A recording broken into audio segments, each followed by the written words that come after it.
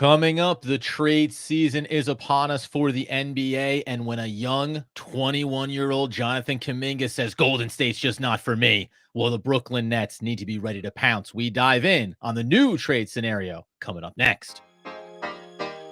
You are Locked On Nets, your daily Brooklyn Nets podcast. Part of the Locked On Podcast Network, your team every day.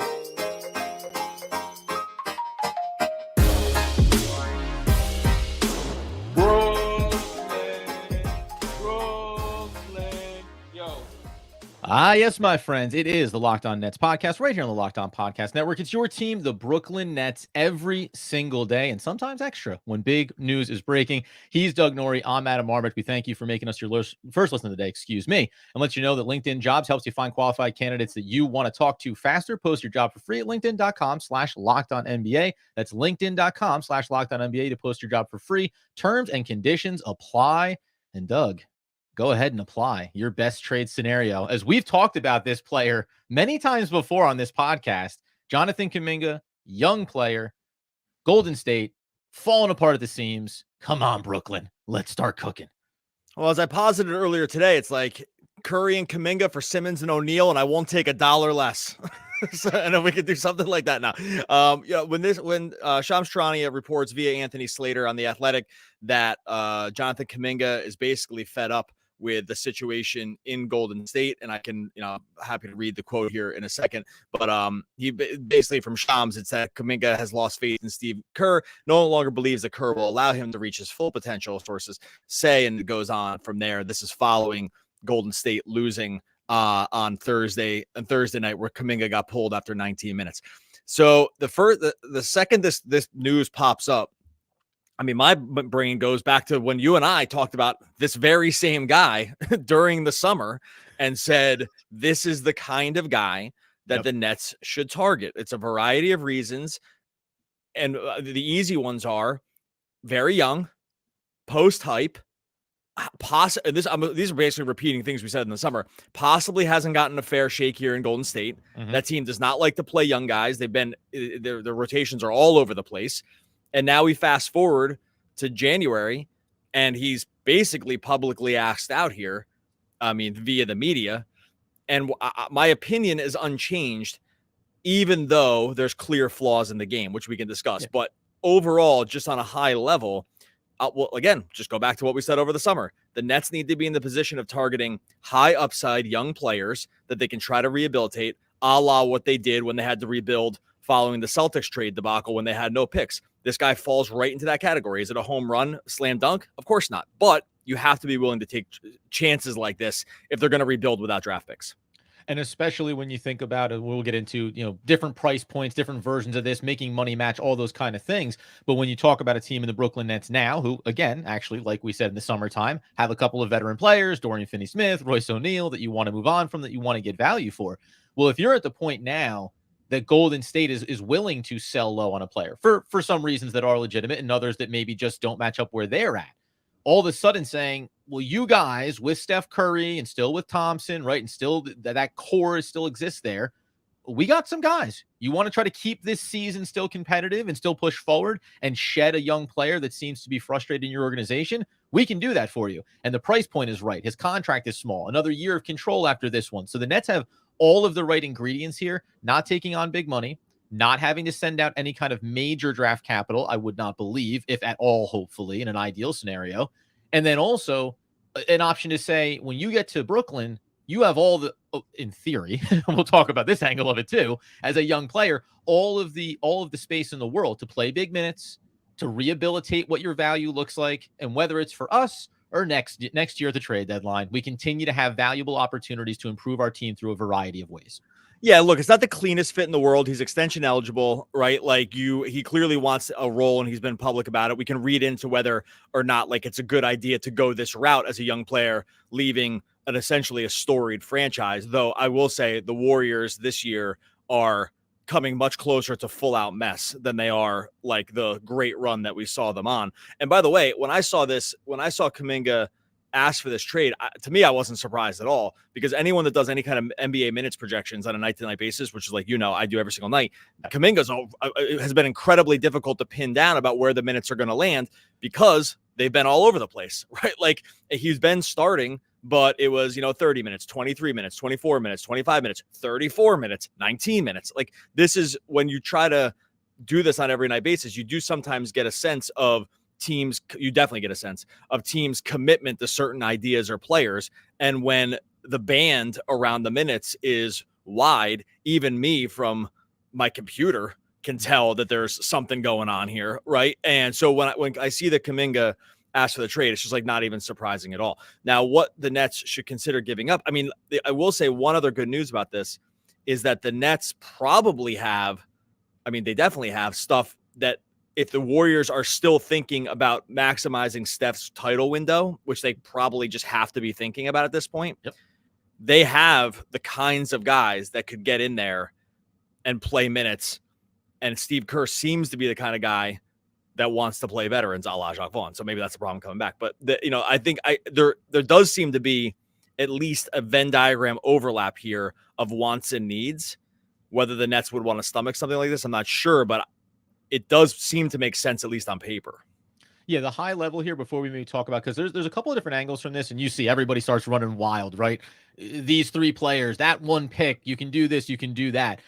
At the very high level, and just in terms of making something functionally work, Royce O'Neal going to the Golden State Warriors, boom, plug him in, give him minutes, good to go, veteran experienced player. Kuminga coming back, maybe a Moody coming back, that makes the money work, and you're all good. Just as the baseline core. Are you comfortable with that from Brooklyn's side? I think it's a yes. I think it's a yes for you as well. Do you think that Golden State looks at Kuminga, even in this moment of, we're going to give up on this young player, but we don't require anything significant in terms of draft capital back? Because that's always, I think, kind of the hang-up point potentially. Okay, so right. So one thing with this is to recognize is, just because a player asks for a trade doesn't mean they get the trade. It seems like that's the case, but it's not always. Remember, Buddy Hield asked for a trade out of the Pacers 4 months ago, and we haven't heard a single word about it, and he's just still on the Pacers. So sometimes these lower level guys, just saying it out loud doesn't mean anything, right? He could very well be a Warrior here, going forward. Now, and again, like this team with Draymond, like, this very weird suspension that he's on, where it's like unclear how he's going to come back, and the team just can't win, and they don't know what the players are. It does seem that maybe they would probably like to move off of him if he's going to go public with a demand. It feels weird to bring him back into the room. Right. But yeah, no, I think that, like, just from that as a starting point, that does make sense. I don't think the Nets would be the only team that would come calling, though. And I think that's the other thing too. I think this would be an attractive thing for a lot of these young upstart teams that have space to think about taking a flyer on, because I don't think, like, he's not like tarnished goods at all. No, 100%. And that's why, coming up here in a second, I want to pose maybe an even deeper level of trade possibilities between these two teams that could actually get not only the Brooklyn Nets of Jonathan Kuminga, but maybe some draft capital as well. We'll dive into that in just one moment. All right, before we get into that, I'll tell you about our friends over at LinkedIn. It's the start of the new year. Every small business owner is asking themselves the same question. I'm asking this right now. What's the one move I can make that'll take my business to the next level in 2024? LinkedIn Jobs knows that your success all depends on the team you surround yourself. That's why LinkedIn Jobs has created the tools to help find the right professionals for your team faster and for free. LinkedIn isn't just another job. It's a vast network of more than 1 billion, you heard that right, billion professionals, which makes it the best place to hire. Hiring is easy when you have that many quality candidates. It's so easy. 86% of small businesses get a qualified candidate within 24 hours. That's just within one day. It's why small businesses rate LinkedIn Jobs #1 in delivering quality hires versus leading competitors. Post your job for free at linkedin.com/LockedOnNBA. That's linkedin.com/LockedOnNBA to post your job for free. Terms and conditions apply. All right, so as we provide you with a little bit of bonus content, and hello to all of our friends live over on YouTube, joining us on a very impromptu opportunity to discuss about some buzzing news here with Jonathan Kuminga and the state of the Golden State Warriors.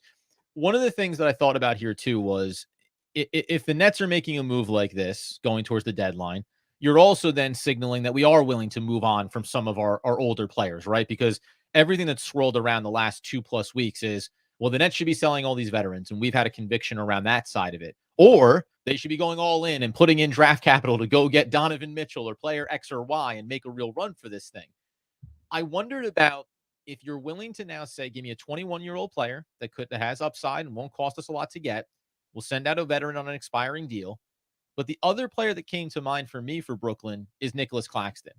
And maybe saying, if we're getting into this vein of starting to think about moving some pieces, and Golden State wants to still win now, wants to stay competitive, boy, could I sell, I think, myself on moving on from Nicholas Claxton the final year of his deal, and sell the Warriors on bringing in a 24-year-old player that next off season, you'll make some financial moves. You could retain him and keep him around.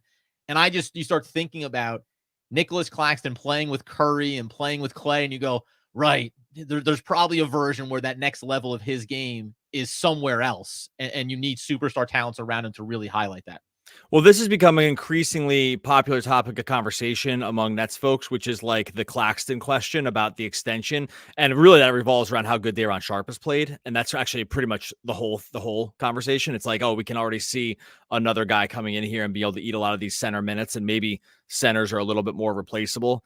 And if there's going to be a market for Claxton, I can see another team. Is that, if that's what you're asking, right? Like you're asking, like if Claxton is, yeah, right. So I don't think like Claxton for Kuminga one-on-one or 1-for-1 is a even swap at all. No, I'm adding him in. I'm saying Royce O'Neal and Nicholas Claxton going to Golden State, and then starting to say we want some draft capital back along with Kuminga. Sorry. Right. Great. So yeah, like that starts to make sense. And I actually think there's going to be a market for Claxton here. I think that like it's not been his best season, but I think a lot of other teams are going to look at the tools and be able to envision them in a different situation. Like, hey, they're going to play more, they're going to switch up and play more switching every once in a while, right? He's going to be able to pair with a better rim running point guard, rather than Nets just don't have, right? Like these things that the Nets just don't have that can actually capitalize on any of his actual skills.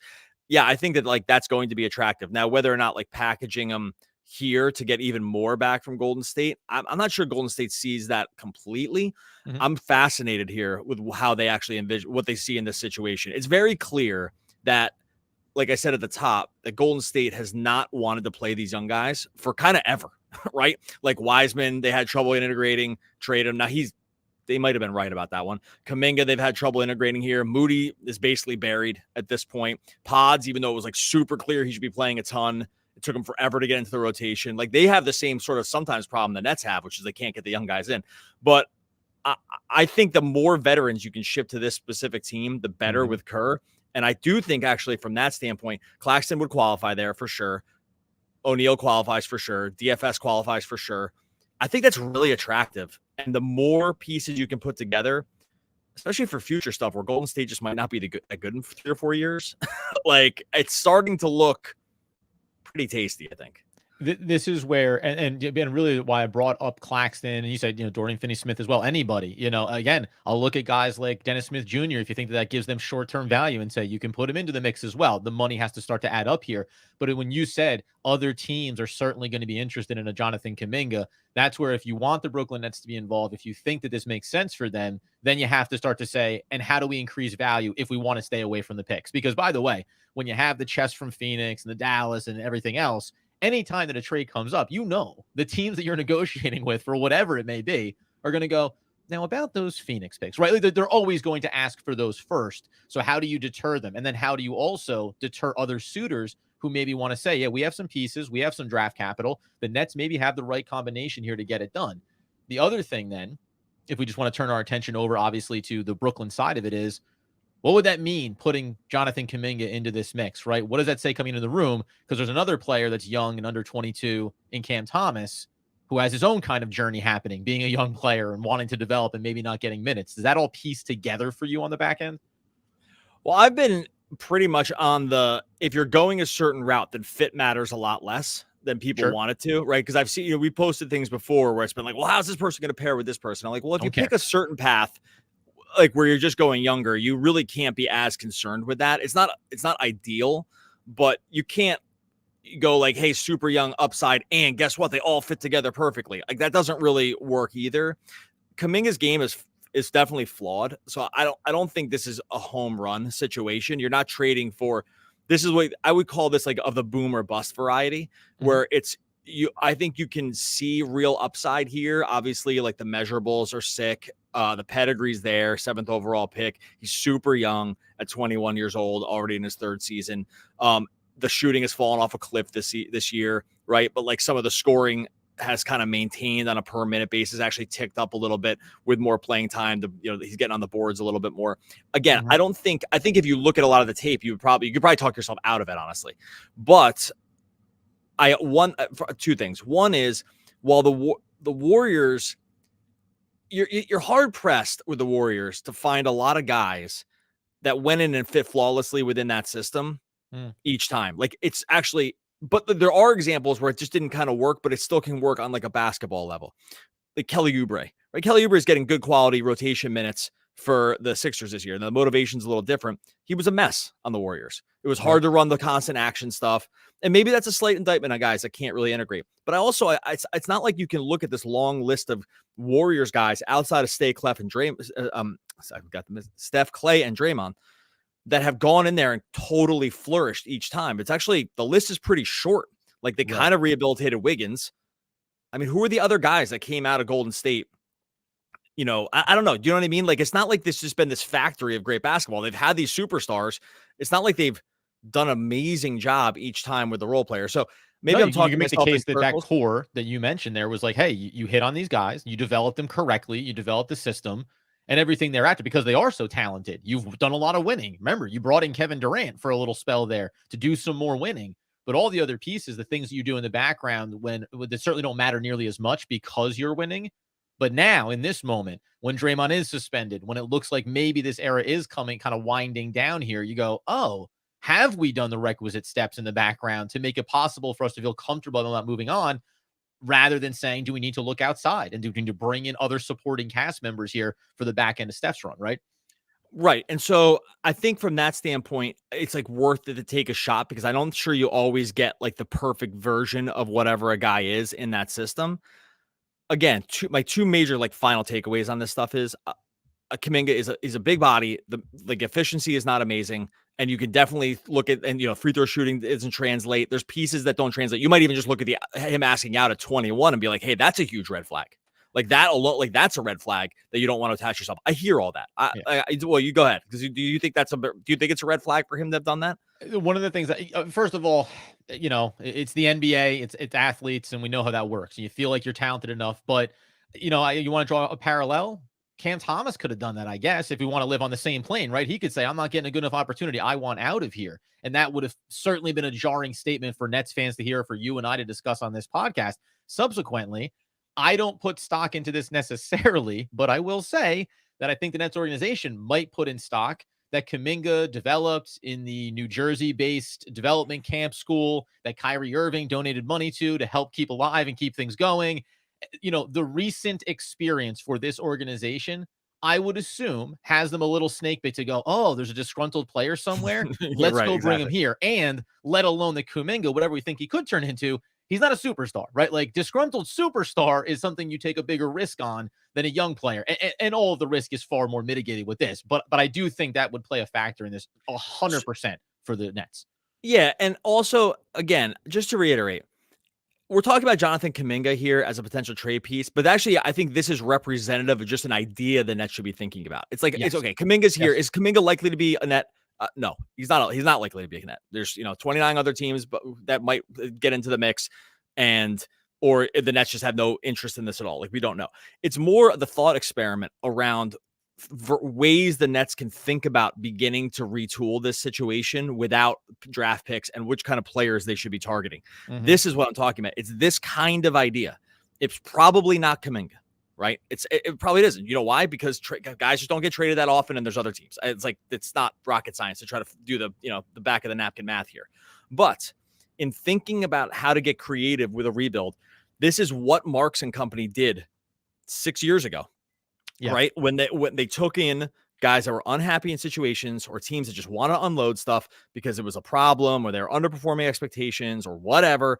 D'Angelo Russell, Timothy Mozgov. I mean, like the list, like Spencer Dinwiddie, they got off the scrap heap. Bruce Brown, like they just got all these guys that either other teams were down on, or had sort of run their course in the situation, and they rehabilitated and got value out of them. I know we're a ways away from this because of Kyrie and KD and all this other stuff that went on. But at the core, the Nets are in a very similar situation to what they were when they needed to rebuild after the Boston debacle. And that is how they did it. They took another team's trash and made it their treasure. Yeah. And Kuminga at 21 represents that kind of opportunity. It might not work, but you have to at least try on things like this. And that's why I'm not going to care about fit or whatever. Like that to me doesn't matter.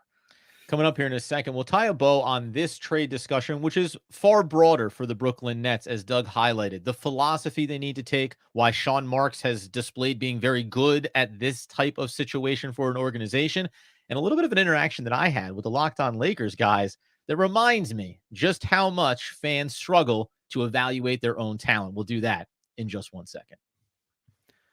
All right, before we do that, tell you about our friends over at Hungryroot. Hungryroot's the easiest way to get fresh, high-quality food delivered right to your door. Healthy groceries, simple recipes. It's all in one place. All you do on Hungryroot, you take a fun, short little quiz. They're going to know your goals. They're going to know what you like to eat, the flavors, the appliances you use. They're diving deep on you to make sure that you're going to get the recipes and the food that you want. And they're going to recommend that stuff, the recipes and the groceries based on your taste. You take their suggestions or you choose anything you want.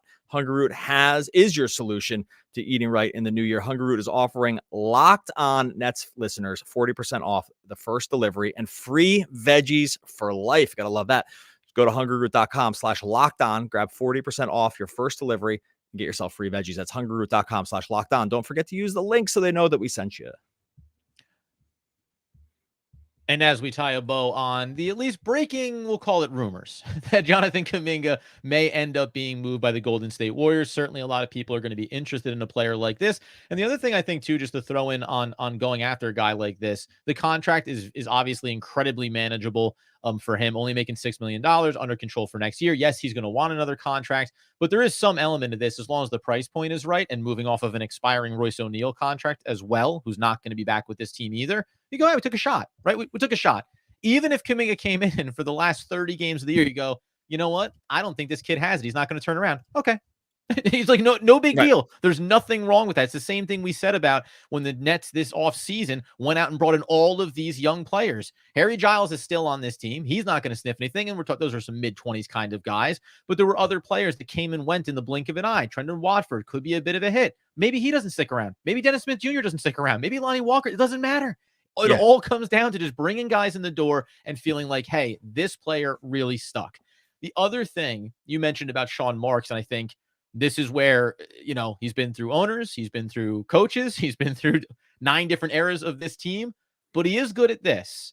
He is good at sucking value out of other organizations that seem ready to move on from players. And part of that is just because, like, guys wear thin, right? Time wears thin somewhere else. Okay, let's see if we can make something out of that. So I do have a bit more confidence in him in this area than I would, let's say, the other version, going after Donovan Mitchell and Pascal Siakam and going all in on a superstar, kind of laden team. You go, I've seen that very recently not work so well. The other pieces, I was interacting with Andy Kamenetsky for the Lakers, and we were talking inside of our water coolers we do on the network weekly. And he took one of my trade scenarios for the Lakers, and he said, hey, can I go to Twitter with this? And I said, of course. And I said, I'm going to lean in heavy here. I want Max Christie. I want Jalen Hood-Schifino, and I want a lottery-protected first-round pick for Dorian Finney-Smith. And to make the money match, you throw in Taurean Prince, right? Old friend. Old friend. Yeah, old friend. Bring him back. Why not? So he throws it out there, and it starts to get absolutely pummeled by Lakers fans, as I knew it would.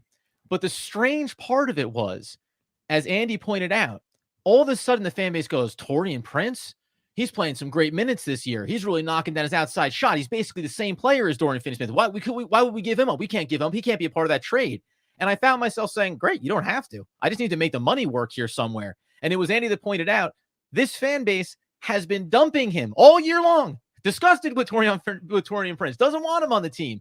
But as soon as you start to talk about the value of a player or another team liking him, all of a sudden, fans and everybody starts to put all these labels and price points and expectations on what you want to get in return. The same thing happened with the OG trade with Toronto and the Knicks, right? It is a fascinating time of year when these things start to bubble up, because then all of a sudden you say, well, Kuminga and Moody, Kuminga and this guy and that guy and a couple of picks. It's Royce O'Neal. He's so good. After spending a lot of time saying he's 30 years old, he's not going to be here next year, at some point you got to get whatever value you can. Yeah, it's like selling your house. It's like you want to move out of your house because you don't like it anymore. But the second someone says something about your house, is like, what are you, crazy? This thing's beautiful. $50,000 over bid or $150,000 over expectation. Like, Yeah. it's just the same exact thing. It's like everyone values the thing they have more than the thing they're getting.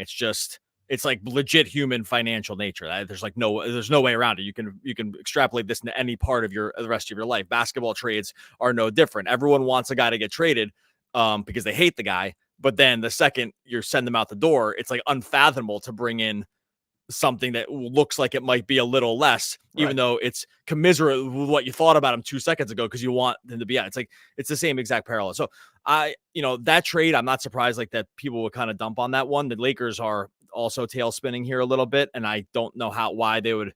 I mean, look, appeasing LeBron and company is harder than a Kuminga thing, right? So I think you're going to get slightly different variations on it, but it opens up another example of it doesn't take much sometimes. This is the case against like the Mitchell thing or the Pascal Siakam thing, right? It's like just because we don't know about it now doesn't mean we won't know about it 2 weeks from now or a month from now about these players. And then if they can't see what the full vision is, it's why they should not go in on those other guys, because we kind of know exactly what will happen with a Mitchell trade or a Siakam trade, right? As hypotheticals. I think we can just tell. It's better to me to shoot the upside or to wait for situations like this to occur to pick off the bottom from other teams when things get unhappy, right? I think that like that is, again, why we're talking about the Kuminga piece.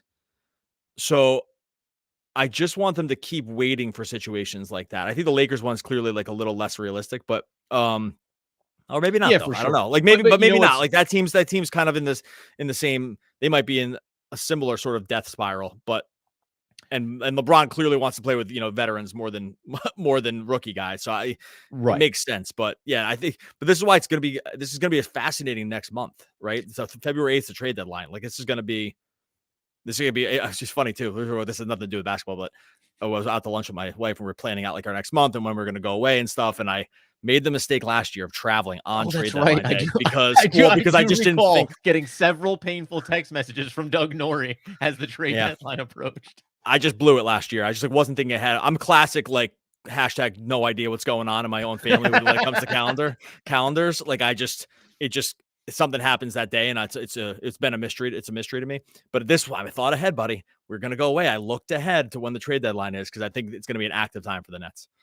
Yeah, and the last note that I'll say on this trade, Kuminga, Lakers, Golden State Warriors, all these teams, is that the Nets are in the great position of not having pressure. We've talked a lot about what are they going to do? What should they do? Now we know right now perceptual pressure of things aren't going right, and maybe you need to make the big move to try to correct this thing.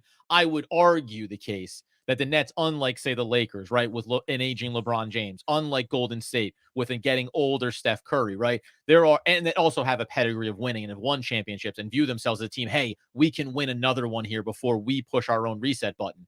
The Nets are at least in that position of saying, you do look like you may be a little bit desperate here in this moment. Let's have that conversation. Now, the strong reminder here for Sean Marks and the Nets is last year, offers seemingly were made for players. And the Nets set such a high price tag for Dorian Finney-Smith that, it was never going to be reached. And the rumors were they are setting a similar kind of standard going to the deadline this year. I think the hardest thing for the fan base and for you and I, just from an analytical standpoint, is going to be if you go into and come out of this deadline and feel like the opportunities were there to make moves like Kuminga or otherwise, to shed the veterans, to get more draft capital, and we find Brooklyn coming out, maybe not going all in on a star, which we would maybe disagree with, but also not shedding things, right? The old steady as she goes is going to be a tough pill to swallow, but it's going to be fascinating, man. The next, like you said, month or so is going to be, I think, frenetic, and I won't be surprised if every week for the next 4 weeks, there's a name like this connected to Brooklyn or otherwise that comes up for teams around the league.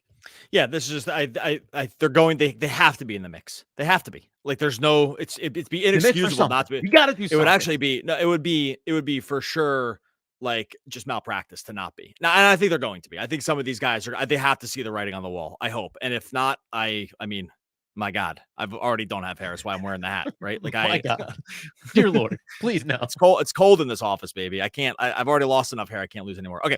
Much appreciated everyone here that jumped into the live. Normally, if we had this many people in the live, we would stay on and answer questions. We are just under a bit of time constraints for this one. So we're going to jump off. If you're listening on the podcast feed, make sure you subscribe, like and subscribe. Leave a review too. I know that's like become a little old for people these days. It really helps. If you leave a review, by the way, 5 stars. If you're not going to leave 5 stars, don't do it. Leave 5 stars. 5 stars or bust. And also, if you're just jumped into this, the YouTube channel, make sure you subscribe over to Locked On Nets. We're pushing towards 7,000 followers, and that's where we want to get. You got to be in the mix, right? That's what Brooklyn needs to be doing. And I'm actually wearing slacks on the show more than I ever have. It is now acceptable, and I like mixing it up. That's Mary Hart. Oh, one of the all-time great poets. We'll be back again next week, talking more Brooklyn Nets basketball. Basketball, trade frenzy, basketball, yeah.